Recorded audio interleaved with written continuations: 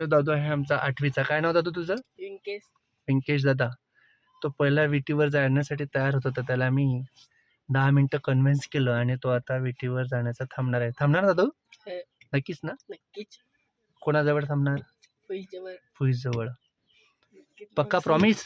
Promise. हा मी अथच आहे. हा हं, दादू तुला सांगितलं ना ती गोष्ट ध्यानात ठेव. हं, जलमभर जर तुला विटीवर जायचं असेल ना तर जाशील.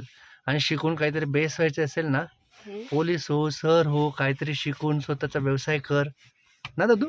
हं, हे 3 वर्ष महत्वाचे तुझ्या 8वी 9वी आणि 10वी. हं. ठीक आहे. मी मॅडम आहे, फार बेस्ट मॅडम आहे तुला. त्याचं धावतं. हा तुला सगळं सायकल बिकल देऊ. हं, चालेल. हं. पकार असेल ना मग. पक्का. बघ आमचा यो दादू जाणार होता, हसमुख दादा तो राहिला, यो जाणार होता योगेश दादा ते पण राहिले. आणि तुझी तर आत्या आहे, यांचं तर फार लांबचे नातेवाईक आहेत. 100% 100%. तुझ्या बाईने मला निरोप दिलेला आहे मॅडमने. हा हं, आमच्या व्यंकेशला थांबवा सर प्लीज, फार बेस्ट मॅडम आहे. तसं कोण सांगेल काय? नाही. आता मग पक्का. पक्का. हा चल बस मग.